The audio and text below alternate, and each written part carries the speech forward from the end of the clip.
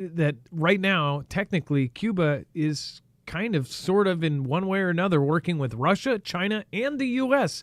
all at the same time. Of course, a Navy submarine has arrived in Guantanamo Bay, Cuba, in a show of force as a fleet of Russian warships gather for a planned military exercises in the Caribbean. U.S. Southern Command said that the USS Helena, a nuclear-powered fast attack submarine, pulled into the waters near the U.S. base in Cuba on Thursday, just a day after a Russian frigate, a nuclear-powered submarine, an oil tanker, and a rescue tug crossed Havana Bay after drills in the Atlantic Ocean. The stop is part of a routine port visit as the submarine travels through the Southern Command's region, it said on a social media post. So I think it's funny that they even bother saying, oh, this is just a routine visit. It's like Russia's stopping there with a bunch of naval ships. Why are we afraid to say yeah, we came over there to be like, what up, punk? Seriously, to say that they're stopping at Guantanamo is just a routine visit? I don't know. Does it happen every week? Does it happen every single month or year? I don't know. But it seems like the timing is a little convenient, right? It's a good thing, right? I'm sure many of you are happy that the U.S. Navy is coming out and showing their force because, honestly, they're on our back doorstep. Now, people have said, well, we do this to every other country. Why can't Russia do it? Russia, of course, can do it. But at the same point, Russia's never really done it. And that's because they're not us. The U.S. has been this powerful, super powerful country that pushes around its number one status all over the world. It's got bases all around the world. It has one of the most powerful, most technologically advanced military in the world. Russia, on the other hand, doesn't really do these things because we've always been that number one, most technologically advanced, most toughest military. To see them doing this, to see them coming onto our back step and doing drills off our west coast and drills off our east coast, that tells me that maybe they're not as scared as they used to be. It's almost like a guy being super, super confident because he's got something in his belt line, when normally if he didn't have it, he'd be running for the hills. But since he has that, he's Mr. Tough Guy. So I don't know. It seems like now that he's got allies in East Asia and a lot of the things that have been going on, they've been pulling a lot of moves that they normally would not do, even if somebody was stepping on their red lines. It says this is not a surprise. We've seen them do these types of port calls before, Pentagon spokeswoman Sabrina Singh said Wednesday when they asked about the Russian drills. We, of course, take it seriously, but these exercises don't pose a threat to the United States. I mean, come on.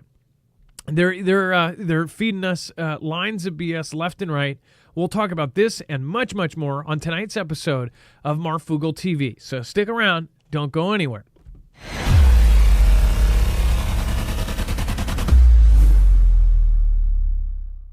Nothing in this show should be considered legal, medical, or financial advice. The views of the callers can differ considerably and do not necessarily reflect my opinion, Dex's opinion, or anyone else who works with the show. You should always do your own research and consult with professionals. The internet is full of fake news, so please take everything with a grain of salt. If you have not already, it helps us out if you end up going through any of our affiliates, and it helps you out if you end up protecting yourself against cybercrime. NordVPN is one of the best and one of the easiest to use. If you do not have a virtual private network, it protects your IP address, which is your online identity, which actually connects to your real address and everything else. It also connects to you. If you know anything about how they are data logging and basically getting your profiles down, you can prevent that by having a VPN. Nord is, again, one of the easiest. Download it. It's like an on switch and off switch. All you have to do. Go to marfooglenews.com/VPN. Not only will you get a giant discount on this, but you will also be helping us. I appreciate your support, and I appreciate everyone that goes through any of our affiliates. Can't say thank you enough.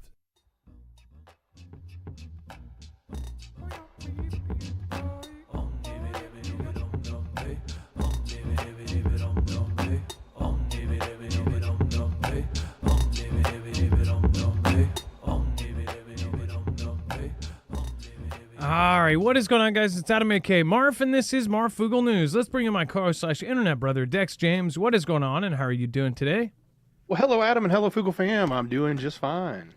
Just a quick reminder, you can also find all of our awesome mods down below at the description at marfooglenews.com/friends, or of course you can just type in marfooglenews.com/friends. You can find everyone from Bones to Wages and everybody great in between, like Ilea, Trinity, and of course Rip Curl, Lisar Hall, and all of the rest. Make sure to go check them out over at marfooglenews.com/friends. You can, of course, check out Jammer and Chance. Chance has books over on Amazon, so if you haven't checked his page out lately, make sure to go do that. His Amazon links are right over there.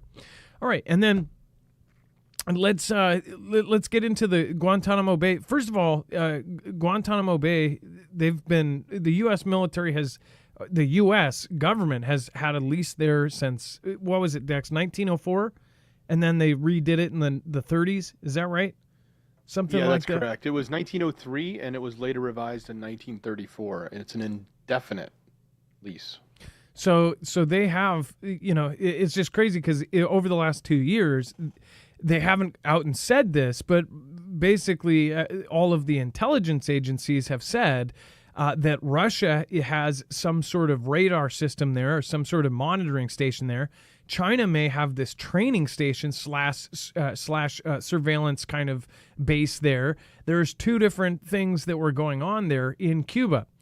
And as far as Guantanamo, you've got a place where the U.S. can also go park their stuff. So right now, that area is ripe.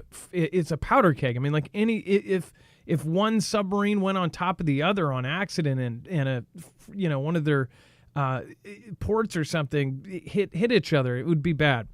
But of course, hopefully that they're paying attention and something like that will not happen. Is this us, basically saying, hey, you get off our back porch, or is this, something else? Let me know in the comments down below what you think. There's a lot going on right now, and if you look at the big picture of things, it looks like everyone is preparing, and everybody is either raising their arms and they're about to go to war. But again, that's my opinion. I would love to hear yours in the comments down below. And of course, more of this. Dex, let's talk about the 300,000 troops and what did they just get put on? Well, so they had mentioned last year that they were going to have 300,000 troops ready. Well, they've announced now that they have comfortably exceeded the target of placing 300,000 troops, and they is NATO, placing 300,000 troops on high readiness as the alliance grapples with the threat of Russia. So the NATO leaders agreed back, as I said, last year or in 2022 to ramp that up. The alliance commanders could deploy these people within 30 days or less. So that's the object of having this high readiness, under 30 days or within 30 days. The offer on the table from the Allies comfortably exceeds 300,000 that we had set. Those are the forces which the Allies have said to us they are available to you as of now at that level of readiness. So all of the NATO countries have got their troops ready and allocated and set in a position and assigned in this readiness level, where if NATO says give them to us, they have 300,000 within 30 days. This confirms exactly what we were telling you, and all this information came from you, the Fugel fam, the Mafia. You see it in chat. You see your fellow military members and family members of military. They all said that there's been massive, massive deployments. And what did we say? We've said over the last 3 months, all of them are going to Europe. Now they said that they comfortably exceeded 300,000. So obviously, this confirms they've been sending people over there left and right. So a lot of these deployments are obviously most of them going towards Europe. We even had, literally, they said they're not going to the Middle East, they're not going to Asia, they're not going to South China Sea, they're going to Europe. This looks like every other world war right before World War. This is NATO preparing for the next step. I don't even doubt it's going to happen. I'm just more like, in my head, I'm working out what is the next steps? How is this going to happen? Military members in our group, I would highly recommend talk to some of these people. Some of these people are very, very knowledgeable. Even talking to some of these people will make you less afraid of what's going to happen and more, ready and knowing what to expect when the next step of this happens. I don't think people should be fearful right now, But I would say be more fearful of the changes that happen once we get into wartime. When we get into official war and we're at a world war and they're starting to talk about draft and all of this stuff that I believe is coming, I'd be more afraid of what people start demanding. Like, oh, we need to be protected, so please change this law, change that law, change this. That's all going to start happening. For our safety, they're going to change things. Or under wartime laws, they can change a whole lot of stuff. And they can use it. They never let a good disaster go to waste. So that totally confirms exactly what we've been saying for months, that all of these, that there's massive deployments and they're not going anywhere.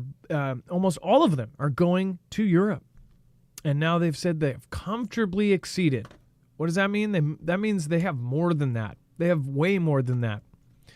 Armenian leader announced his plan to leave Russia-dominated security alliance's ties with Moscow sour. Now, we've covered some of the less known and less talked about places. A lot of politics going on in pretty much all of Europe and all around it.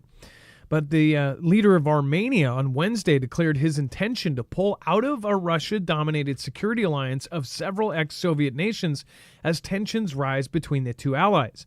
Armenian Prime Minister Nikol Pashinyan said his government will decide later when to leave the Collective Security Treaty Organization, or CSTO, a grouping that includes Russia and the former Soviet Central Asian nations Kazakhstan, Kyrgyzstan, and Tajikistan. Oddly enough, by the way, we're going to talk about this country. You never hear this country at all, right?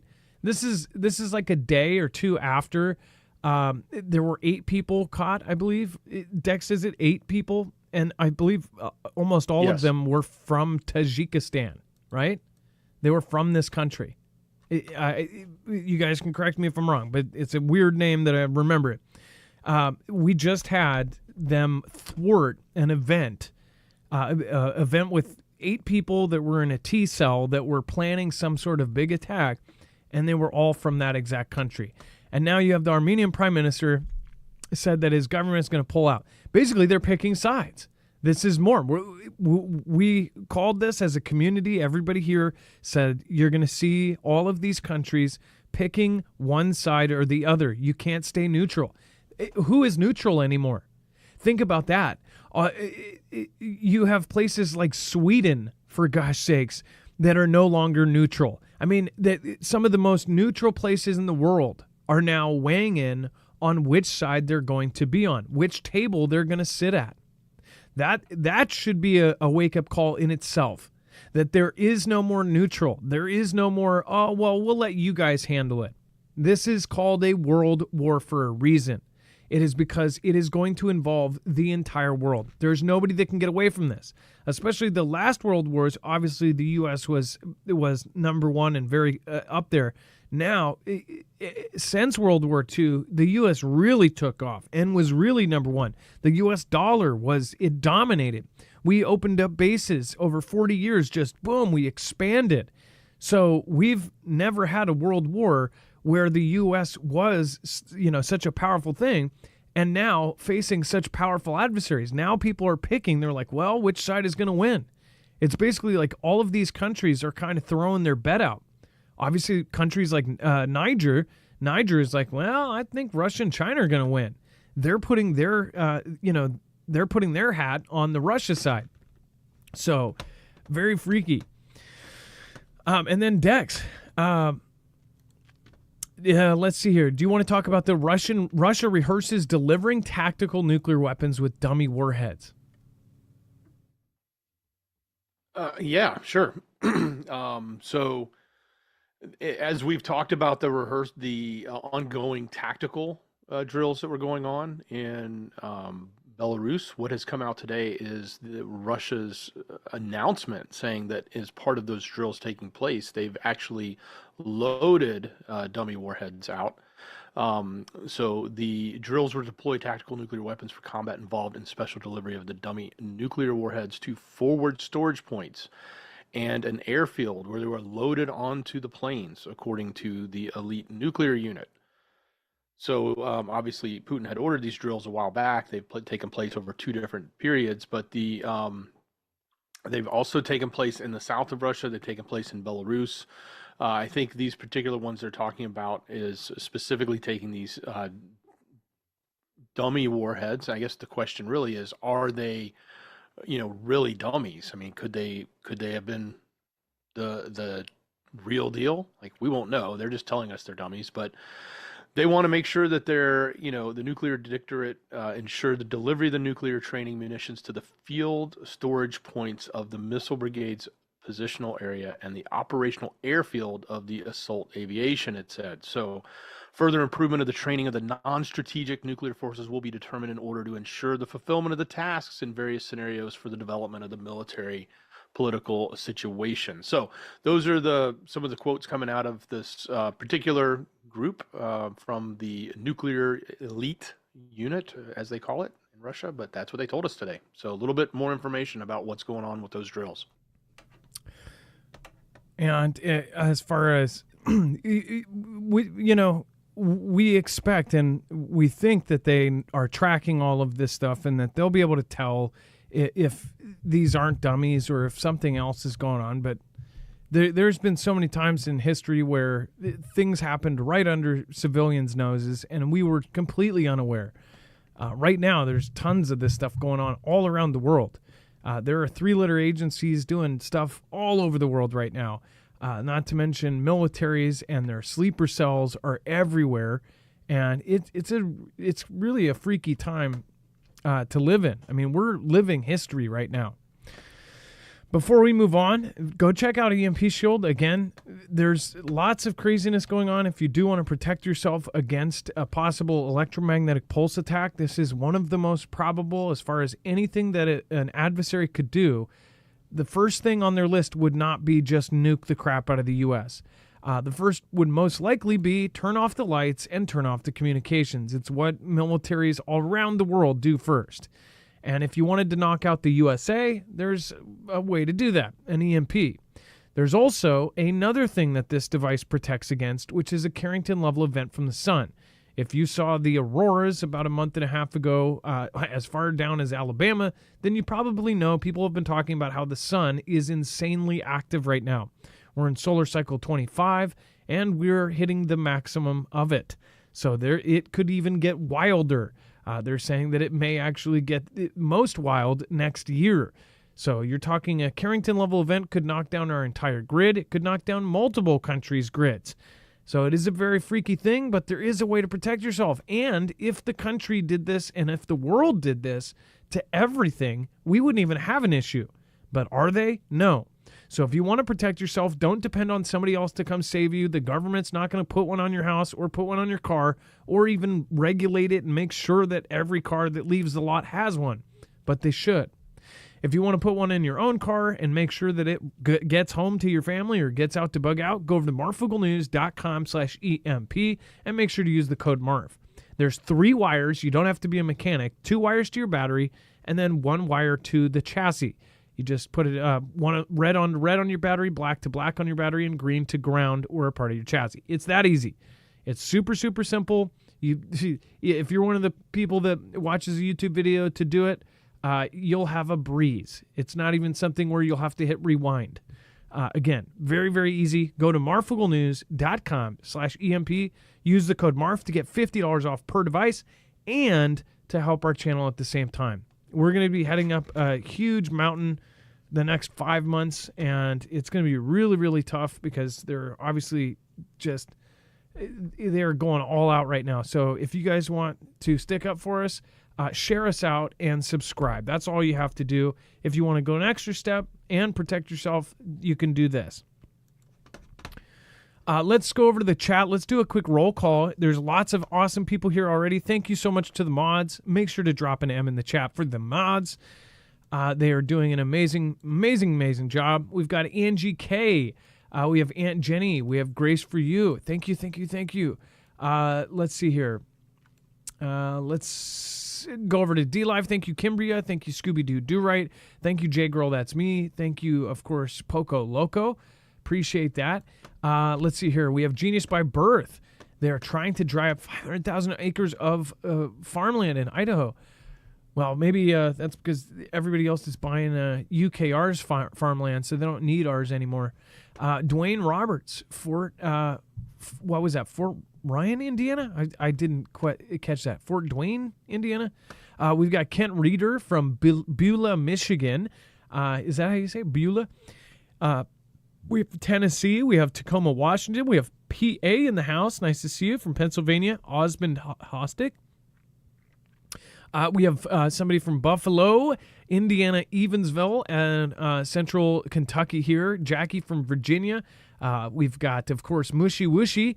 Thank you, from Texas. We have CN World Ministries from Peoria, Arizona. Man, there's some good ones here. Okay, North Alberta, Canada. Chinada. Maya, what's going on? We've got Wendy Horseman. We've got Kristen. We've got Hoko Pono. And then Carol, thank you. I appreciate that. Thank you for the super chat. Kathy Payana, thank you. And aloha. And then Rhiannon S. Hey, nice to see you. Thank you for stopping by. Rhiannon S., of course, a very, very awesome Fugel fam. Runs the Facebook. Thank you so much. Scratch, we got Marf, Magnus Rhythm, Pippi Lou, Sean C., and everybody else that just stopped in. Thank you, and thank you. All right, let's get back into the news. And we have JB's pre-2001 9/11 posture to blame for the ISIS migrants slipping through the cracks. At least this is what an expert's saying. Dex, do you want to go over why they say that it may be somebody's fault? Well, obviously, I think everybody here sort of knows what's going on. We've talked about what's happened with the amount of people coming across below. So let's, maybe not get so political on this. I think what's important on this topic, because I know this article is written from a very cited point, and that's fine. Let it be there. But look at what actually happened. They have arrested, and it's now come out that they picked up allegedly. They picked up 8 people that are tied to that T group. They came in, and they also said the arrests occurred in New York, LA, and Philadelphia. And there's some claims that those were the locations that they were being targeted for some sort of event. Now, all of this is, still fuzzy. A lot of this is just coming out, but at the same time, and some of it has been pieced together over, say, the last week, because it's not like they just came out with an announcement. They're not forthcoming on a lot of this because it doesn't look good. It also can be a very scary event when you think about the types of events that can be done by these groups. But the fact that, they picked up 8 people and they all came from that one country, you said earlier, Adam, Tajikistan. They were all from that country. And I believe, isn't that where that, group /K, as they were calling them, is that from that country? I can't remember if that was where they were saying that IS group was from, but probably the new given one. the fact, They added a one. K, Yeah. and Yeah. it's not even the same thing. So, mind you, there's been threats all over the place. They put the Nassim Stadia. What was that, in Texas? Was that in Texas, or is that Nassau Stadium? It's in New York. It was for the cricket game. And now they caught some people in New York, Los Angeles, and Philadelphia. Philadelphia, and excuse my ignorance of Philadelphia's history. Cream cheese. No, I'm just kidding. I know they have a few big things there, but what is that a big population of Philadelphia? Like I always hear New York, Los Angeles, Colorado, certain places. On these lists, I've actually not seen Philadelphia on a lot of these lists. I've never been to Philadelphia. That's not where the Bell is it? Is that where the Bell is? I know I sound stupid because I don't know. Yeah, that is. So, what is the big thing in Philadelphia that they would? I wouldn't. Is there bases there? What is Is there big companies there? Like it's here in Seattle, there's Boeing, there's Microsoft, there's all these targets. Like if they caught these guys there, that means they didn't catch the people in my state. Like in my state, I guarantee you when I talked to the guy at the Moclips base, a soldier at the Moclips base, I was trying to videotape this crazy radar going up, and they said I couldn't. He said that there were 5 active T cells in my state, and I do believe that. I don't think everything is fake. I think that there's, and probably out of those 5 T cells, one of them is probably run by a 3-letter agency or something. But I do believe that these groups exist. These people are horrible people. They want to see an end to everything we value as awesome. So it's very freaky that they're starting to catch these people. And again, you don't know what the real story is behind all of it, but you know somebody is pushing it. Somebody is paying for it. Somebody's funding it. And with what's said and the speculation of what they say will happen in the next few months, that's a scary thought. And nobody was really talking about this. This isn't like front page. This is like kind of like, oh, well, we caught a couple people. This is a big deal. Dex, go ahead. I was just going to say Philly is probably it is the largest city in Pennsylvania. 1.5 million population. The next one will be Pittsburgh, 300,000. Okay, excuse my ignorance, because that's bigger than Washington, I believe. Maybe maybe not. No, that's bigger. Seattle has like 900,000. I think Washington is 2 million people, but that's just So that's a big city. That's a very big city. So yeah, like I mean. I guess I've just seen a lot of those lists, and there's probably the 10, 15 cities. We've covered multiple of these lists, by the way. We've done videos where it says the most likely to be nuked, most likely to be hit. Philadelphia, I don't really remember being on that many lists. So obviously, if they caught them there and they caught them in New York and Los Angeles, those are big targets. But what about all the other big targets? Are there a bunch of other guys that didn't get caught? Obviously, right now with the surveillance, the terrorists must know that it is almost impossible to organize anything without the gov listening in. Like, obviously, this is the good part about how they listen in. If there are legitimate bad guys, then yeah, they'll catch them. But the scary part is if you have the wrong people in power, even if they hear it, they might go, we'll let it happen. Let it happen. Maybe this will work to our advantage. That kind of thing goes through a lot of people's heads. Like, could they almost help in some ways if the wrong people were listening? But yeah, this is a much bigger deal than what they're saying, and especially after all of these warnings and these threats go out, it's like, what are we about to go into? When they said all these events, these lone wolf events that have been happening in Europe and in other places, everybody said, this is, don't laugh, USA, don't laugh, Australia, don't laugh, this country. It's coming to you. And I think it is. Any of the allied countries are going to start seeing a lot of this. What do you guys think, though? Let me know in the comments down below. I'd love to hear your theories on it. And again, very, very, very unnerving information there. All right, and then thank you, Neil Nelson, by the way. Thank you so much for your super thanks on the last show. And same with Kimbria. I know you're over on DLive now, but thank you for the super thanks on that last show. Let's see here. And let's go to the next piece here. We've got using China as a foil. Peru pitches new port to American investors. Dex, what are they pitching, and what does this actually mean? Well, so look, we have been sort of upset. When I say we, I'm talking about America, or at least, our leadership has been upset about the investment. Like the China state-owned Costco shipping is set to, inaugurate a $1.3 billion Chancay port later this year, and it's right there in Peru. Well, now Peru is coming to America saying, hey, you know what? You guys should build a port too. And they're sort of saying it would be a counterweight to China investing in the port.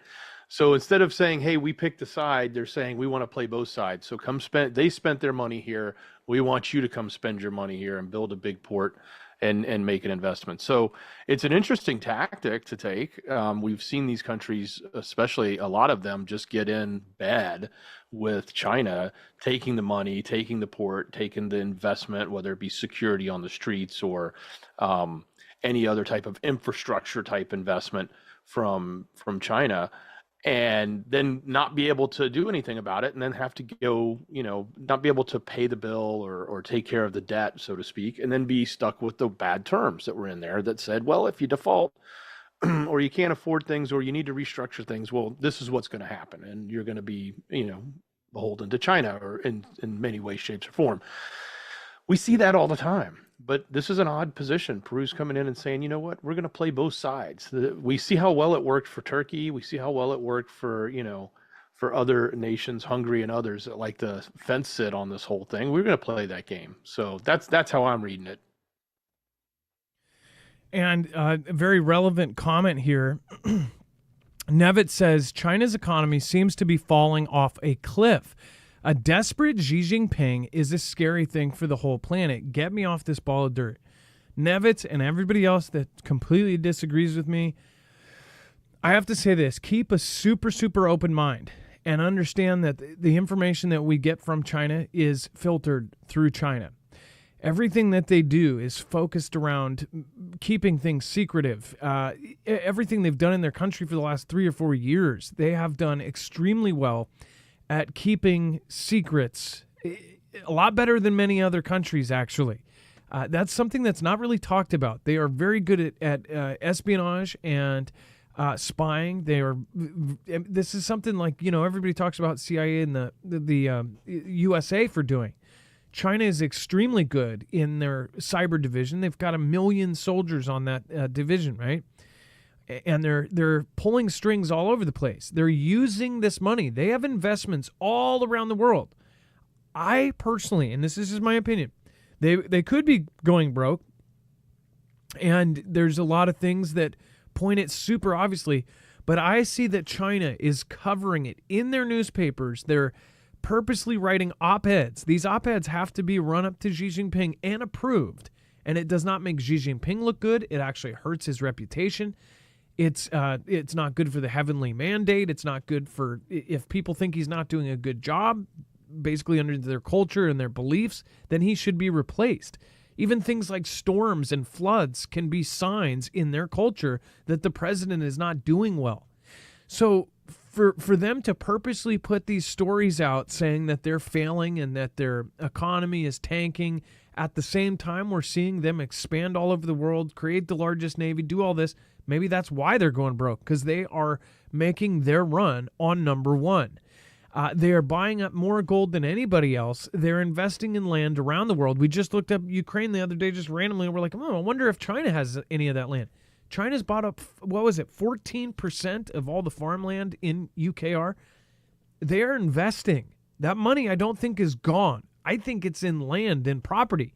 Heck, if you look at the United States, almost every one of you, doesn't matter what state you're in, you will see that people from a certain country are investing heavily into property everywhere too. It's like no matter where you live, there's a company calling you that's directly tied back to that country that's calling and trying to get, hey, let's buy your house. We'll buy it cash, blah, blah, blah.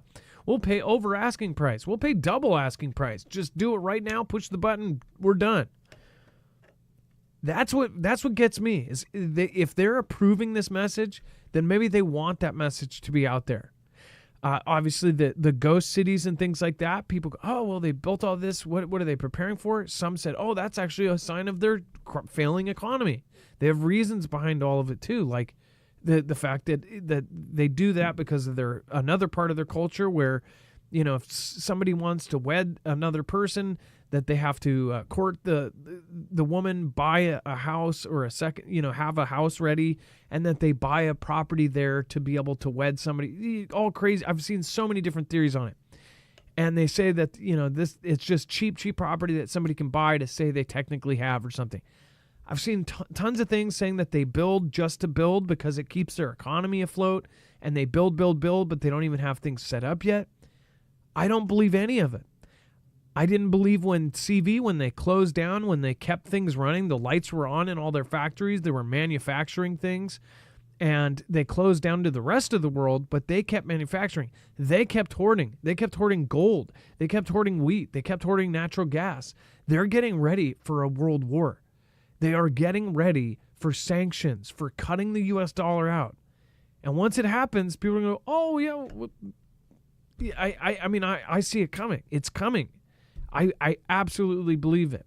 And I know that not everybody agrees with me, but be ready for it. Even if you totally are on the opposite end, be ready for that possibility.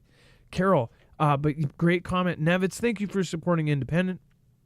Appreciate everybody that has kept us going through, especially the last 2 years. Thank you, thank you, thank you. Grace for you too. I don't know if you're still here, but thank you. Says, hey you. And then also said, hi Adam, Dex, and Mods. Thanks for continuing to keep this info coming. Missed you for full shows lately, but able to stop by to visit you guys again tonight. God bless you. Grace for you too. You've been here forever. Thank you so much for stopping by, no matter how often or little you stop by. I appreciate you, and I love seeing the older names here that have been here for a long, long time. It's really awesome. Same with Carol. Thank you. No, thank you. All right, you guys, let's get moving into some of the next pieces here. We have a Chinese military buff inadvertently bought 4 books of military secrets for under $1. Exactly what I mean. Like, how does this stuff happen? A military history buff in China appears to have made an alarming discovery after picking up 4 discarded books for less than $1 at a neighborhood recycling station. They were confidential military documents.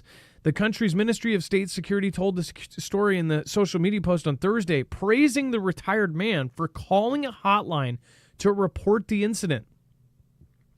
It identified him only by his family name, Zhang, and did not say what the documents were about. Mr. Zhang thought to himself that he had bought the country's military secrets and brought them home. The post reads, but if someone with ulterior motives were to buy them, the consequences would be unimaginable.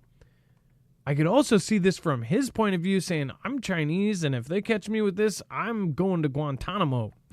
I'm going to be hanging out with Vlad and Xi in Cuba. But again, he called in. He said the post was reposted on at least 2 popular Chinese news websites, was the latest in a series of powerful state security agencies that appears to be trying to draw new audiences with dramatic stories. Some have been told in comic book style. It says the campaign seems to designed to raise awareness of the importance of national security at a time when confrontation with the U.S. is rising and both countries are increasingly worried about the possible theft or transfer of confidential or secret information. The post describes Zhang as a former employee of a state-owned company who likes to collect military newspapers and periodicals. He says he found 2 bags of new books at the recycling station and paid 6 yuan, or about 85 cents for 4 of them. State security agents rushed to the station after Zhang reported that it happened, the post says, after military employee is charged with shredding more than 200 books instead of got rid of them by selling them to a recycling center as paper waste. It was 30 grams or 65 pounds in all for about 21. So they, instead of shredding them, they're like, hey, we can get a few bucks for this. The agent seized the books and the military has closed loopholes in handling of such material, the post says. China's opaque state security bodies and legal system often make it difficult to tell what is considered a state secret. Chinese and foreign consultancies operating within the country have been placed under investigation for possessing or sharing information about the economy, in apparent broadening of the definition of state secret in recent years. So pretty much everywhere this kind of stuff happens, and yeah, I would be afraid of Xi too. I wouldn't want to be on that bad list. And then the Pentagon wants to feed troops experimental lab-grown meat to reduce the CO2 footprint. Yeah, this really sucks for our troops, the men and women fighting. Everybody has known this, and this is just a fact. If you are a U.S. soldier, you are a guinea pig. Whatever they want to stick, That's something that you can't argue. You don't get to choose. That's something that they say, hey, you have to take this, then you have to take this. As far as the food is an extremely important thing. The one thing I've realized the older that I've gotten is when they say you are what you eat, it is dead serious. You are what you eat when you are young, but your body is so good at repairing itself, you are actually damaging yourself all the way when you're young, and you think, oh, you get worse over time. It's just that your body's not, you're eating the same food as you get older. You'll realize what foods have been bad for you your entire life. In fact, all of the stuff, the crappy stuff you ate in your youth probably took years off of the end of your life. That's how bad the food is. And all the crap in the food is already bad. But now they're talking about Biomade, a public-private company that has received more than $500 million in funding from the Defense Department, announced earlier this month that it is seeking proposals to develop, quote, innovations in food productions that reduce the footprint of food production at DoD operational environments. Now think about this. They could take it a step further. They could add in boosts. They could add in buffs to the food. They could add in all sorts of stuff. Heck, I mean, look at what they've done during previous wars. Heck, look what the Germans did. They were straight up giving them, the sheesh to make them fight harder and fight. And I think we did too. I think a lot of people were doing that, giving them amphetamines and all sorts of stuff to make them better soldiers. Imagine what they could do with, geoengineered food for soldiers. I'm sure it's probably not good for them, but could it get more performance out of them? I've seen a lot of stories talking about how they're working on food that could make you a super person and all this. It's kind of a freaky thing. Do you think our men and women in uniform should be guinea pigs for this kind of test? Let me know in the comments down below. Dex, if you had a son or daughter in the military, would you want them eating, this made stuff? I'd probably tell me they're vegetarian if it got them out of this. But yeah. Look, this is all about. And what's crazy is this is all because there's an initiative driving the Department of Defense, and that initiative is that big change they're trying to do when it comes with EVs and everything else. So this particular one is, let's just change the food, because then we can, claim we've made a big significant change to that initiative that the current administration wants to do to deal with, the stuff going on in the weather, as they call it. So, sometimes we make decisions and without looking at the right thing. I mean, sure, fine. Look for ways to improve on pollution, I guess. But why would you risk something on, your most critical humans that you need? I mean, our military it is our finest, and it should be treated like our finest. It should be eating our finest food, not our, experimental food. It just seems odd to me. Just the priorities are just backwards. And it got $450 million of taxpayer cash. It's the DoD. It's the military. Can you see how during wartime, if anything, even if things are pumping up, it's like now there's all these initiatives that get thrown in and kind of attached and circled in right with military. Everything that we have, including the internet and all the cool things we have, most of this stuff started in a military aspect. Any kind of technology, all of this stuff. As far as the lab-grown stuff, if it works out in the military, you will see it heavily adopted by everything. That's a scary thought, too. Is once they perfect how they do it there, they'll just roll it out through the corporations, that the people that are high up in the military, that once they retire from the military, they go right to these corporations. And then they rotate. It's a rotating door. The military-industrial complex and politics and boards of corporations. It's just this circle. So if you see this happening in the military, it's happening everywhere. Dex, go ahead. Well, like you said earlier, they don't have a choice, right? They can do what they want. And so here's the thing: if they, they've announced and they've tried to roll stuff out like this, and it wasn't really met with a lot of public adoption. Like the public said, "Ooh, gross. We're not doing that." And it was expensive. You know, plant-based stuff, yes, but when it came to lab-grown stuff, people were just like, I'm not that crazy about it, right? So there wasn't a lot of fanfare. So how can they innovate? How can they sell? How can they get distribution? Well, the only way they can do it is to go use our military, because we know if we can do a deal with them, they have to force it upon them. They have to tell them they have to eat it. They have to adopt it. And then we can sell millions of it and we can learn from it and determine what we need to do and then make it better or make it worse, whatever it is they're going to do with it, and roll it out. But it seems like, we're just using our military in areas where we shouldn't be, because some big corporate and some big initiative is driving it. It reminds me of do you remember, have you seen the movie Snowpiercer? Yes. They make it out of, isn't it bugs? It's bugs, isn't it? I think that's bugs. I thought so. It's cockroaches or something, and they squish it into a tar and then make bricks out of it. This is what they're talking about. How is every dystopian thing from every movie now like a great idea? How does that work? They're like, hey, this is a really creepy dystopian thing in 2020. Let's take that and make that our future in 2025. The personalized ads in Minority Report. Just all these little things that have happened. And yeah, you could say that at that point they were really smart. They were thinking, well, where is this going to go from there? You can see where it's going to go. It's very easy to see where the future is based on current tech and where they say that they are and what they're trying to do. If they're trying to do it, they're most likely going to do it. If they're doing this is coming to us. This is coming to fast food places are going to start really, really pushing this hard. Here's what they really need to switch fully over to this, because this would make them a ton of money. And it really reminds me of the Snowpiercer, the evil people that, it's just like, it's totally the people that run the Snowpiercer train in charge, right?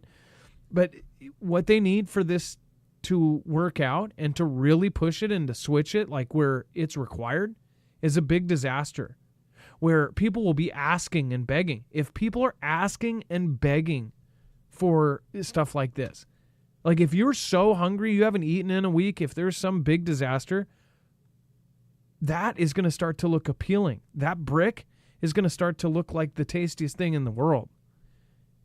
Heck, people that are stuck out at sea, your body naturally starts craving things. Like people would literally eat the head of a fish because their body is just craving it. I see a big disaster coming where they could just put this in overnight and people will be demanding for it. What do you guys think? Let me know in the comments down below. And Nevitz, thank you so much for your support. Carol, thank you. Grace, for you too. And Darren, thank you for supporting. And looks like new member. Appreciate that. And believe, thank you too. It looks like you just subscribed too. Thank you. I wonder how many people are new here. Is there a lot of new folks here? If you're new, speak up in chat, say hi. And if you're, of course, old school, make sure to welcome some of the newer people here. New, I would say, in the last month. Did you just find us? Let us know in the chat. I'd love to see if people are still finding us. All right. And then if you can, subscribe. Again, you can help us more than anything. If you don't want some system deciding who you watch and when you watch, then start every person that you like on YouTube. Make sure to subscribe and make sure to hit the bell and make sure to hit all. It's very hard for them to argue. It's hard for them. They can easily wipe things out. They can do this, but if you're clicking all, it's a lot harder. From their point of view, you are basically telling them, I not only want to see this channel, but I want to see all of their content. Later down the road, it shows a record of that. So again, hit that all button on that bell notification, because on default, if you subscribe, it's set to sometimes. So they'll kind of let you know whenever. If you want to follow world events and follow them closely, then you definitely want to have that all clicked. Speaking of, again, you don't want to be eating bug bricks, then I'd highly recommend going and getting yourself some freeze-dried food. Now, there's all different types, and we actually represent several types, and that's, again, because we think that there's different things for different situations.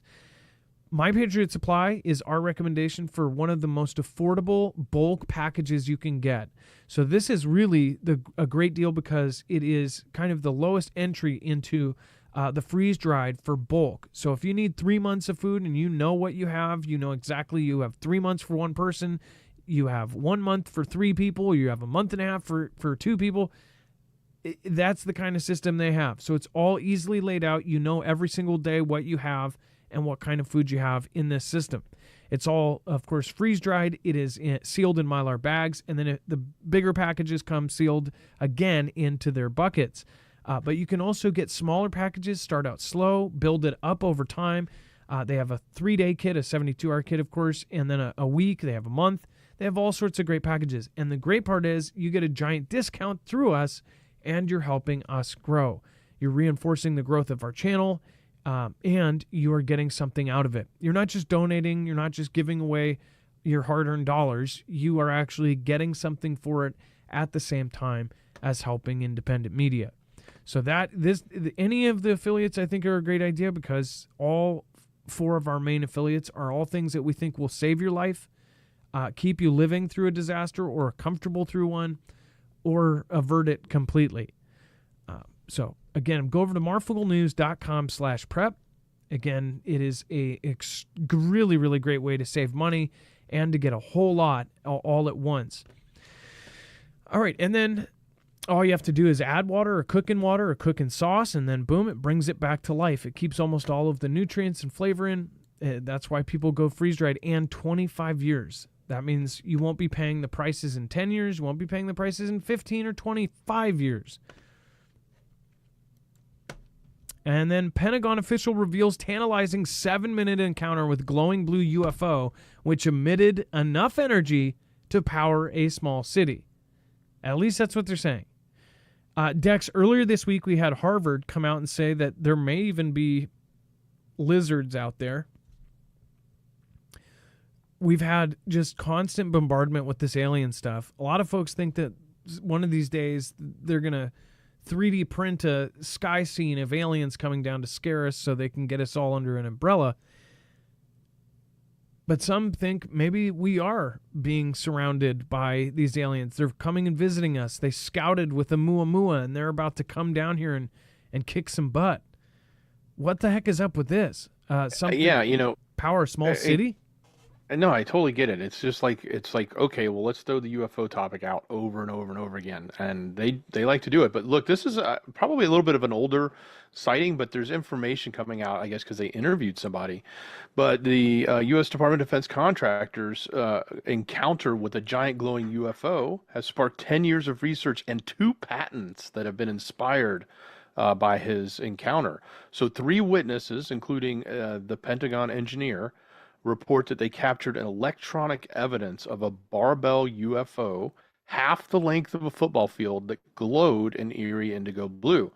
The craft, they said, flew silently over an old logging road in southwest Ontario, Canada. So they spoke with the case's first investigators who shared electronic data from the contractor's attempt to film the object, showing white noise pulses in the video that reoccur in 1-second loops, identical to strobing lights from the UFO itself.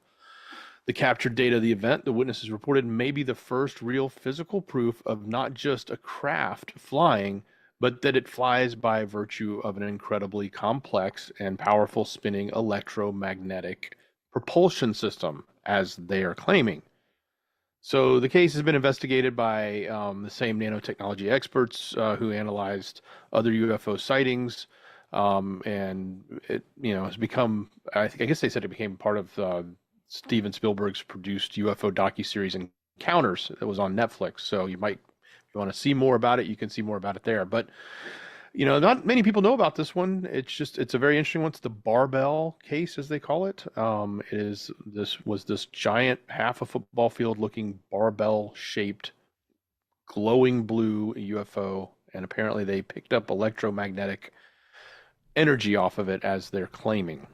Okay, so this makes me think of. Do you remember the Arizona lights? And they said it might have been a triangle craft the size of a city, or so. Isn't that what that was? Let me chat. You can correct me if I'm wrong. It wasn't the Arizona one, where even the local mayor or the sheriff or somebody that was somebody that you'd go, oh well, wow, they saw it too. But they said it was massive, like it was big, big, big, big. Let me look it up. Zona lights. And the reason why is it makes me think if there is some sort of engine like this, and Phoenix lights were a series of widely sighted unidentified flying objects observed. I swear I heard the witness testimony on one of the documentaries saying that it was like over the entire city. And it was one solid thing. Like they looked up and the dark sky got even darker because it was a huge, huge triangle. Just thinking how it wouldn't matter how big something is. And in perspective, if you could be a 120-foot tall alien and build a ship 50 times what we build it here, especially if your hammers are the size of buses, right? Not like they use hammers if they're doing this kind of tech, but the electromagnetic thing that they're talking about, something that's spinning so fast that it's creating some sort of field around it to where it can fly like this.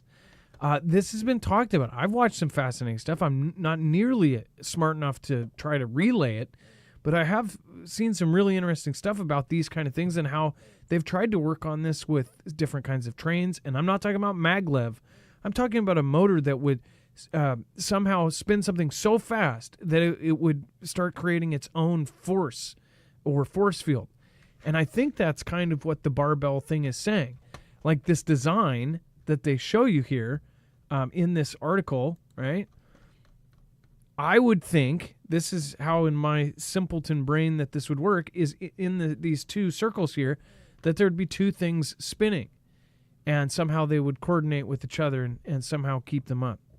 What do you guys think? And another question, does this look like anything out of, possibly out of the Bible? Like, was there any descriptions of something like this in the Bible, in Revelations or anything like that? I'm trying to think if, like what if this is something that's been around for a very long time? It also makes me wonder about hieroglyphs and different things where they've, is there anything like this in hieroglyphs? That would be interesting because they have all sorts of weird things like light bulbs and other things in old, ancient texts and things like that. And you're like, is that a light bulb or was it just a coincidence? Wonder if there's anything barbell shaped. Dex, go ahead.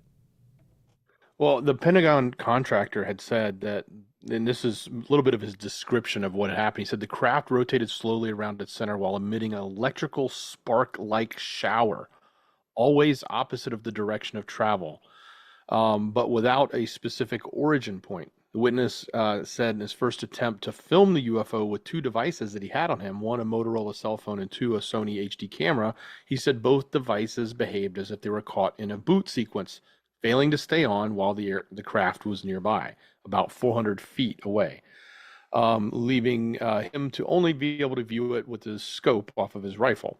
He said up close, he told the investigators that the lights that it emitted were not incoherent lights, meaning not like a diffused soft light like that you would see from a light bulb, but more like a laser light. The layperson's terms, he described the light as like tens of thousands of small lit particles, best described as those that occur during a fountain-type firework. So interesting description, but also interesting that his electronic equipment, he claims, didn't work, so he couldn't actually capture a picture of it. And they always claim that, and skeptics go, oh, of course it doesn't work. But technically, if something was that powerful and was putting off that much, I mean, what if this thing ran and in itself running, everything around it, it's like an EMP? I don't know. I believe that there may be something to the galactic shake weight.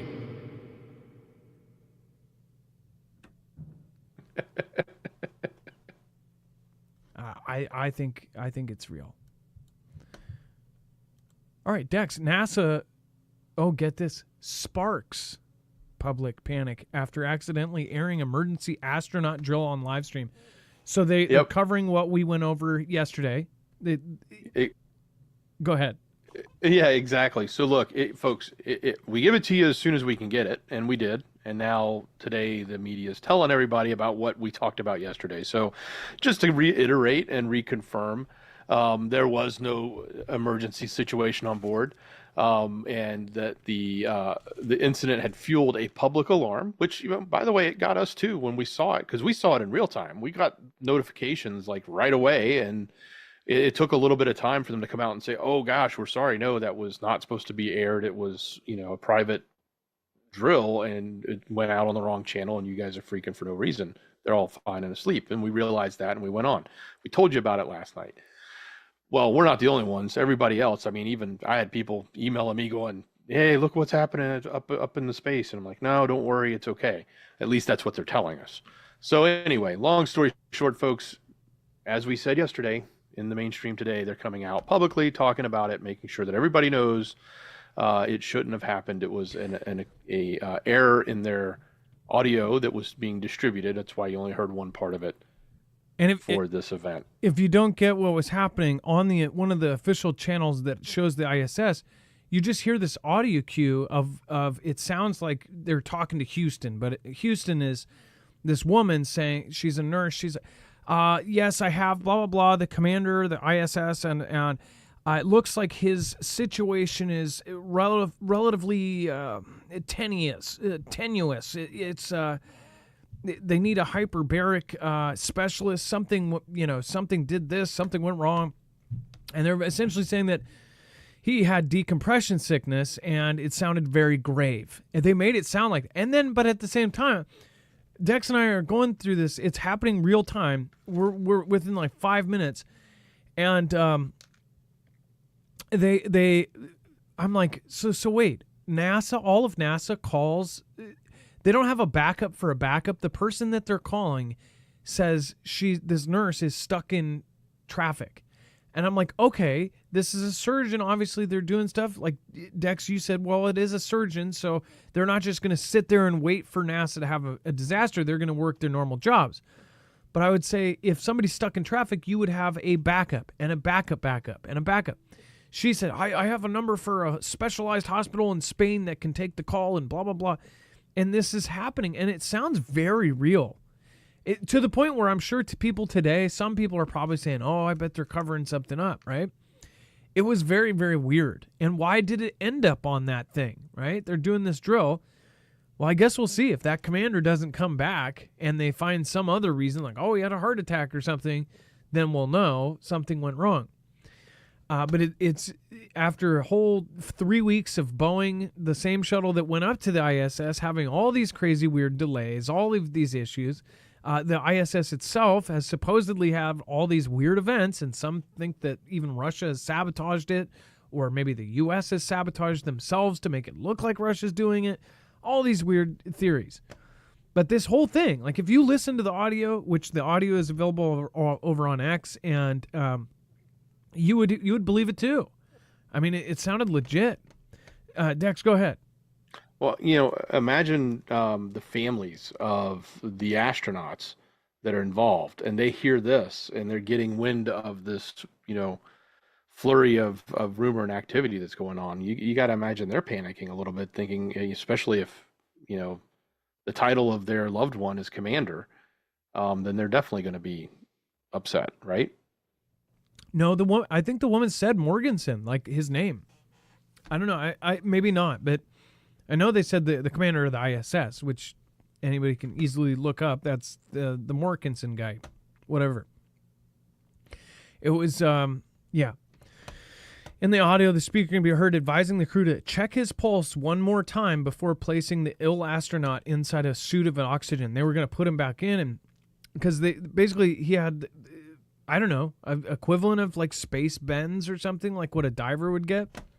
But it sounded like he was going to die. Very weird. And then the mosquito, but it also makes you think, it sounded so real.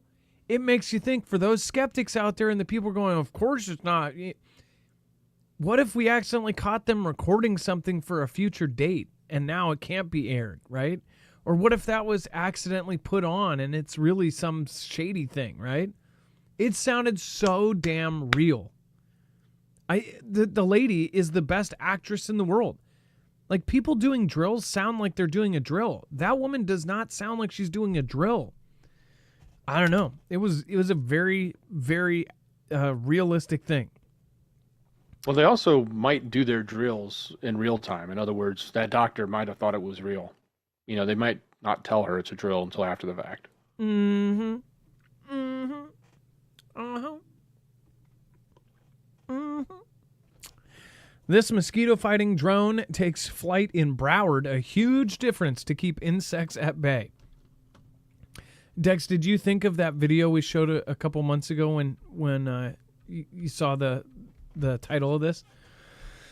I was thinking, man, what if it ends up fighting other bots? Go ahead. Oh, no, yeah, this is creepy in many different ways. I totally agree. It's a mosquito-fighting drone. And here's an image. Yeah, now, it describes it. It says this drone hits the air with a payload of about 15 pounds of spray, enough to cover 3 acres at a time. It's a huge difference, says Cody Cash, an employee for Daytona Beach-based Leading Edge Aerial Technology, which rents Broward the drone. So this is equivalent to... I forget what's above the Enterprise. Is it the Enterprise? DJI is a massive big one. But this is a big drone, and they're saying that it carries 15 pounds of spray. Imagine how that could be used by evil. Imagine it. And by the way, these can be made. Anybody can make something like this. There's enough materials out there to make your own drones. You could make a bigger drone. You could make your own helicopter, for gosh sakes, if you have the time and the money. But think about something remote control like this with a very, very disturbing spray inside. If you think about who they just caught from Tajikistan, not to give them any ideas, imagine if they ever went that far. It says, until now, crews would spend days covering a single territory that's inaccessible by truck, wadding in mud, armed with a machete to get past bushy trees. These poor guys who have to go in there, lamented, it's a horrible, horrible job. Now the drone is traveling to where the breed of mosquitoes called Aedes, a Greek word means unpleasant, and it says to lay their eggs, and it's the predominant type of mosquito in South Florida and a vector of several viruses, including yellow fever, dengue, and chikungunya, and Zika.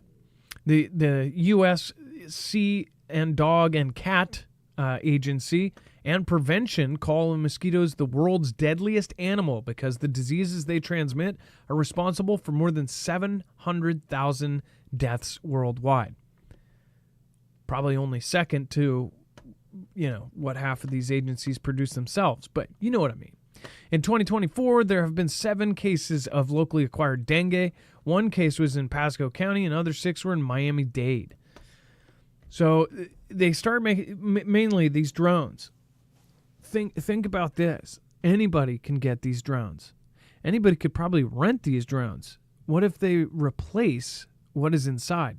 Now, I don't know if they rent it and this guy flies it, because you would never rent this out to somebody who doesn't know how to fly a drone. So he probably flies it and rents him. But think about somebody calls this guy up, says, hey, can I rent this? Maybe even takes the guy out. So, calls him up, says, hey, can we meet? I need you to do my field. He gets there and there's a 6-foot hole there. And he's like, what is this? We're going to take your drone and I need you to hop in there and start digging. Like, that's scary. Something like this could be used for horrible, horrible reasons. Heck, you wouldn't even need to find anything. You wouldn't have to go through anybody to get some bad stuff. You could put a current thing that's on the street and super cheap. You could put that powder in there and spread that over a couple blocks. Just a little bit of the powder of that stuff that's going through all of our streets and turning people into zombies. You drop that on a city block, everybody's going to be gone. Like, that's scary. So, not to mention a lot more drones. You're going to see a lot more drones up in our skies. Look at how these are being used for war. Think about how they'll be used for terror. So heads up. Literally. And then Dex, Elon Musk says shareholders buy back his pay package. So that's right. He got his $50 billion. Yeah, he did. He got it through, and he got the also the decision was made for them to move to Texas. So those were the two big things that were on the shareholder meeting, was his package and moving the company to formally moving the company to Texas. So that has happened too, which will also, sort of solve some of the problems he had with the Delaware corporation, which was the impetus of stopping the pay package that he had going through. So, he lives to see another day as the head guy of Tesla. So if you haven't seen some of the clips that are coming out of his speeches, he's saying that Tesla is going to have a fleet of robo-taxis, essentially. That if you own a Tesla, you'll be able to go into a Tesla app. You'll be able to add your car to that fleet. And if you want to rent it out, it can be monetized. So say you're not using the Tesla that day, you'll be able to update it. Even if you have an existing Tesla, I believe this may happen, to where you'll be able to add the AI into it, add the self-driving stuff, and you'll be able to put your car, and say you're at home on an off day, you could send your car off to make you money. All day, it will be driving people from point A to point B. People will be getting in and out of it, and it will be driving people to their destinations. Now, I don't know if he's going to set up something like little places where after each drive, they're going to stop and get cleaned or something. Like, how do they figure that out? They'll have cameras, and if it gets dirty, you drive it home, I guess? I don't know. But I don't want them Cheeto-stained fingers all over my car, right? Imagine drunk bar time. Like every Uber driver I've talked to has had their car puked in. I guess they just charge an extra fee, right? And then maybe you charge enough for the fee that it pays for the rest of the day, to where it has to go home to home base, then it goes home. But yeah, every Uber driver I've talked to has had at least one person puke or do something gross in their car, to the where they couldn't, work for a couple hours or until they cleaned it. So and they had to take care of it themselves, right? Yeah, they have to clean it themselves. So, but this fleet, this thing, they're adding AI into Teslas. Very soon here, we're gonna have a bunch of cars all over the road that don't have people in them. That's so freaky. You're gonna be on the freeway and you're gonna look over and there's nobody in the driver's seat and somebody in the back seat. That's so crazy. Like, it's cool, but it's crazy. And their goal in the long run, and by they, I mean the world, they want, if there are going to be cars on the road, they're all going to be like this. Some say it would be a good thing if there's all computer-run cars, and say we didn't have things like EMP exist, and we didn't have hackers and people hacking these kinds of things. If it was a perfect world, people could drive all the cars could drive 120 miles an hour, because it would be like a roller coaster. They would almost be on a trackless track. You would be able to get from place to place. There would never be traffic. This is what they're going to paint for us too in the future. They're going to say, you drive your car on this back road that you have to pay for. You have to pay a tax for your car. You have to pay to even own it. You have to pay gas. You have to pay all of this. Or you can drive for free through this system, or you can do this. They're going to make it so you don't get to travel without some app approving you to travel. That's how it's going to be in the future, I promise. There will be driving, but I'm sure they're going to make separate roads, or the existing roads, they're going to make new roads for this highway of cars. You're going to see cars going 120, 130 miles an hour, and you're going to see lines of them. There's never going to be traffic. It's going to be crazy, because you will be able to get across town. They might even have to come up with a new freeway design for this. They're already coming up with designs for roads that are solar powered that would actually power the vehicles, power the buses. They've had this for years, even decades, the plans for it. But that's something that's going to come in our lifetime. So I can't imagine if you're 80, 90, 100 years old right now, seeing what you've seen in your lifetime. But I'm thinking of where this goes next in the next 10, 20, 30 years if we don't destroy ourselves first. We're in craziest times in history. I mean, this is it's insane. I don't consider it us evolving. The tech is evolving. We are devolving. So what do you guys think? Let me know in the comments down below. Carlton Sutton, thank you so much. Thank you for the super sticker. Love it. The trees. Yep. And then Dex, let's talk about put it where the sun don't shine.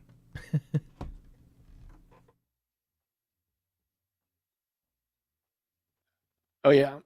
So this is that tweet. I think you wanted to play this. I know. I just wanted to see how you'd react to what it was called. So yeah, I know. I thought that was funny.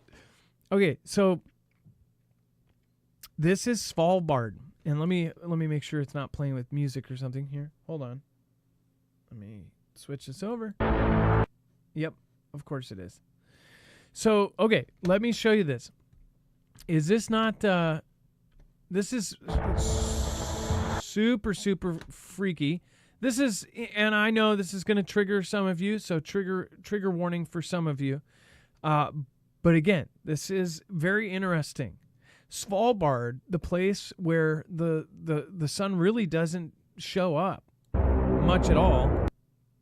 And let me mute that. So this is showing how it rotates around this place. This place is called Svalbard. Now, we've talked about this before. Svalbard being this place where essentially because of how the sun goes, it doesn't ever get sun. This is Svalbard. This is where they locate the seed bank, where they have loaded up with seeds from all over the world, from almost everything, they have samples of almost every living being, and they have seeds from every living plant in the Svalbard vault. This is it right here. So check this out at the very end. It shows you. Wait, or maybe it's the beginning. Here. See here. Is that it? Let's see. Check this out. It's weird also. Yeah, right here. Look at that. That's Svalbard. Did any of you know that was a place that never got sun? And let me ask you this, go a step further. Why do they decide to put the seed vault there where the sun don't shine?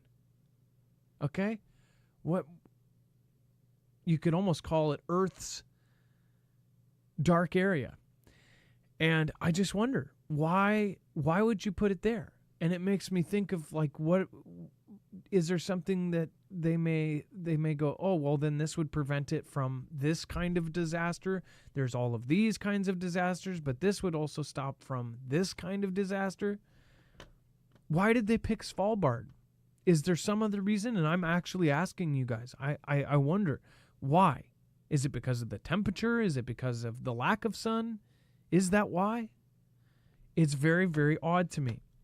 And that's a perfect transition into the next piece, which again confirms the rotation of the inner core has slowed. Before we go into that, I do want to remind you guys, if it goes dark on you, then you should probably have a generator. If you lose power at any time, I'd highly recommend getting yourself a solar generator. Again, if you don't live in Svalbard, though, definitely don't. If you live in Svalbard, bad recommendation. Anywhere else, though, this is one of the best solar generators on the market. And it is tough. It is quiet. It's silent, meaning nobody's going to hear you have it. You can run it inside your home. So you don't have to have a shed outside that's soundproof so no crazies come and try to steal it. And it's stealth. It is expandable and modular. It can be expanded up to 96 batteries, and it's built like a tank. In fact, this generator was just picked by the U.S. Army under the STTR Phase 2 contract, so they are shipping up massive units to the USS Army. USS Army. And again, this thing, it just works like Lego bricks, so you can actually add in mod bricks that change its overall performance. You can add in a supercharger, a rapid charger, or UPS system, uninterrupted power supply, or you can keep it light and keep it with one battery and bring it with you, charge your tools, power a TV in the middle of nowhere. Doesn't matter what you want to use for it, that's up to you. Or if you have a storm and your power goes out, you can easily plug in your essentials. So it's a very, very cool unit. You can make it as powerful or as portable as you want. Go to marfooglenews.com/energy, INERGY, and make sure to use the code Marfoogle. This has already gotten Foogle fam and Marfia through different storms and power outages. So again, once people get them, they understand the quality of it. They are incredibly, incredibly high quality, and they are reliable. The military doesn't pick a unit because it's pretty. They pick it because they know it's going to work. The only downside to this is the long wait. It can be anywhere from 3 to 7 months to get it, so get your name on it now. Again, that is because the world is fighting over lithium right now, and these are made like none other. I don't think there's anything that compares in the quality and how these are built. If you're going to get something like this, which is an investment in itself, you want one that's absolutely foolproof, that's not going to go bad on you, that's not going to turn off or remotely get accessed by a country who made it. The main competitors to this, and I won't say which ones, but you can basically go look at them and go, oh, is there anything like this that has expandable stuff, that's modular, that you can add things to? Even just one for one, if they were both made by the same people, those competitors do not match up to this. They have downsides compared to this with the long cords and the way you extend it. But even if that wasn't the case, almost every company that you could just get on Monday is straight up a front. Like, go look at the companies that make them, then follow it back and what country they are tied to. You will see it's probably not a smart idea, considering you might be buying this to prevent said country and an event that might happen from said country. So go check it out, marfooglenews.com/energy, INERGY, and make sure to use the code MARF. Now, the Earth's inner core slowed, right? We talked about this. We talked about when they talked about how it stopped. Now, I would love to go and let's get the chat's thoughts on this. And since this came out about 24 hours ago, I'm sure many of you have already seen the news short. What do you guys think of this? And I really want people to stay on topic. I don't ask you to do that very often. But in chat, what do you think is going on with this? Do you think it's fake? And if you are completely of not the belief that it exists, just try to be polite. What is going on with they actually are saying that our days have slowed down, that the day might be a drag because actual time has been altered. And just a tiny bit, but such a tiny bit that our human bodies or something are basically feeling it, which would explain why time might seem it's going fast, or for some of you, it might seem like it's going slow. Maybe it's just the general difference that we are experiencing. But they're saying that the inner mantle core is slowly, they said it stopped, but now they're saying it's slowly rotating the opposite way. It's reversing. Baron Saturday says it's a drag. Well, it's 2024. We don't have a problem with that. Gosh. Oh, yeah, it's a drag on your day. I get it. Battle Elf, Kingdom Return. They have altered something. Think it's true the polls are about to shift, somebody says. Say it is possible. Team Alaska. And then Survivor, End of Days. Ugh. Comet Moon says fake news. Rude Seller, Rob Mills, remember Jesus loves you and he's waiting with you. Open arms. Hey, Rob, appreciate that. Jeffrey, Wages World, the rotation is in the core. I wanted to see the rest of that. Time is on your side, ? We're in trouble. See here, think I'm always late to work. North Pole has been on the move. Bogus, they probably got a large something. I couldn't read the rest of it. Cannot do anything about it. Benjamin Button, Earth. I think they have no idea. It's possible it affects our perception of things. Time feels like it's flying to me. The Earth's core is being affected by the magnetic poles. Huh. So I see a lot of people that are saying that they feel like the time is being affected. And another chunk of people are saying that they believe it's due to the poles and something that's happening with that. So they say the inner core is reversing. What if at one point it reverses so much that, like an egg, when you spin it, you stop it, the inside stops spinning? Does the egg stop? That's a freaky thought. Would that not be exactly what a pole shift is? Is this why people like Zuckerberg are building bunkers, and why Elon Musk is trying to get off the planet? Because apparently they say once it happens, it will start back up again. So say everything is true that they say the planet stops, that would send the oceans and everything all around the world. The planet stops if it's truly doing what they say it is. Everything spins. It causes a massive disaster. But then they say it would start back up again and spin the other way. Would that be when the folks on Mars come back, and when the people in their bunkers, maybe they're afraid of flying, maybe they're afraid of going to space, maybe those people having a backup plan, do they come out of their bunkers in Antarctica or something? It's a weird thing to think about. But think about it just in a general sense. Spin an egg, the inside spinning with it, push stop, the egg's insides keep spinning, and it will actually reverse it the other way. Then once it stops, it will stop. If the inner core worked like that at all, that would be scary. If it's actually going in reverse, what if at some point it's actually going to then slow the Earth and go boom? Or something's going to happen where it takes a major shift, and all of a sudden spinning this way, now it's stopped. Or it slows down enough to where we actually feel that we're, flying through space. I get that people have a lot of issues with this, and again, everybody's entitled to your opinions. I don't think everybody's entitled to being a jerk, though. Naturally scrambled eggs. Hasn't pole shifts happened many times before? Big Chase, so that's what they say. So if you were rich and if you knew about it, if you got off Earth and just basically you would just have to get humans off Earth for a time period until it fixes itself. That's what some people think. Is that why Elon and all of these countries are trying to get to space and trying to get to the moon? What if that's why they're trying to get to the moon? Maybe that's why everybody's going to the moon, because maybe it won't affect the moon like it will affect the Earth. The oceans will all move. They'll hang out on the moon for a couple centuries, and then they'll come back. I don't know. Magnetic reversal news. I'll check it out. Big Chase and Dex, have you thought about that? Like, what if all of a sudden the Earth just stops? The day the Earth stood still. That would be nuts. I mean, everything would, that would really be nuts. But this whole notion of the Earth spinning in time, or spinning faster or slower, it happens all the time. Not necessarily from just this point, because we add leap seconds, leap years, all those things based on the rotation of the Earth.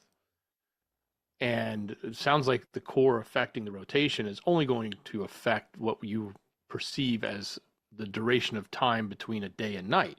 It doesn't actually change the duration of time as it relates to, say, an atomic clock, which is why we have to adjust atomic clocks every 4 years, or even every year they add a leap second or take a leap second away, or whatever they need to do to adjust based on the rotation, so that we can keep the calendars in sync for days. But literal time, as it's defined by, say, Einstein's theory, doesn't really care how fast the Earth spins around or not. It's based upon gravitational pulls and changes and location to that. So if you're under the sea, time's faster, and if you're up in space, it's slower. Unless I have that backwards, but nonetheless, it's no, I think you're right. Further up you go. Yeah. They've actually proven that. They took an atomic clock and put it down in the bottom of the sea, and they took atomic clocks and put them up in space, and they watched the differentials between them here on land. Which is weird, too. If time feels like it's getting faster, would that mean that gravity is getting stronger? Just a thought. If it's getting slower, is the gravity getting weaker?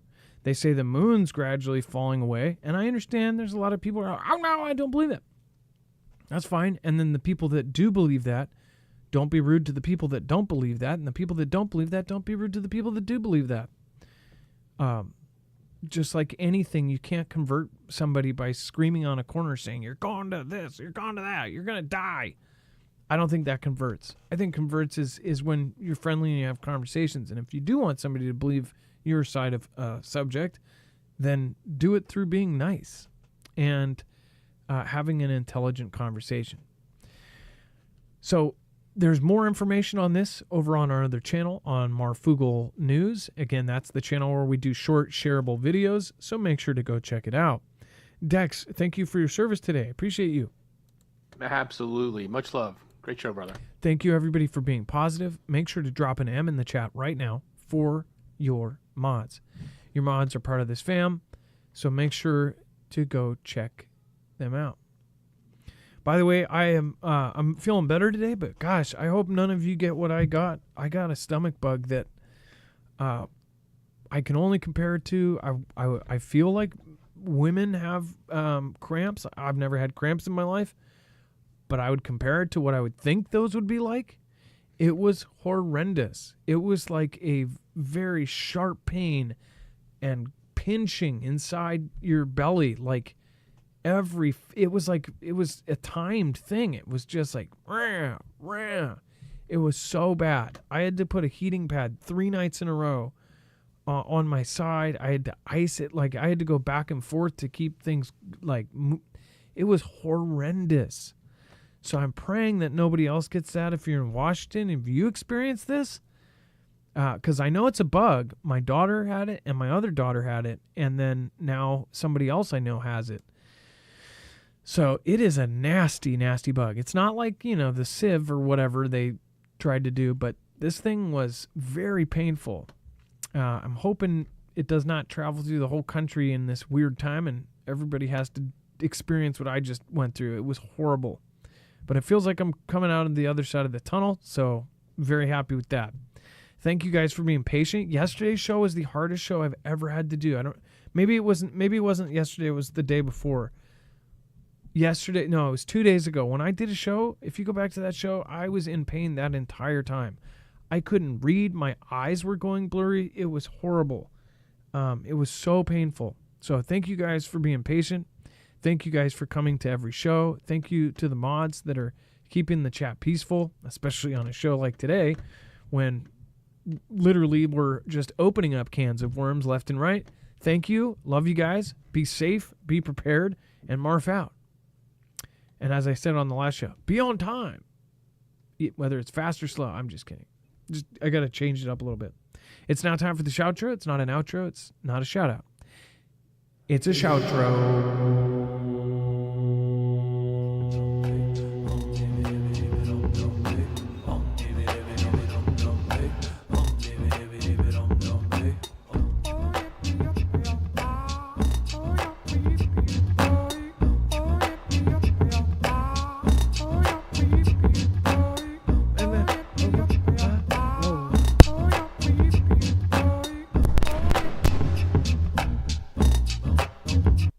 Let's make a fresh one for Nevitz. Thank you for being the top supporter tonight. Thank you, everybody over on D-Live. Thank you, Poco Loco Kimbria. Thank you, everyone who spent the entire show here.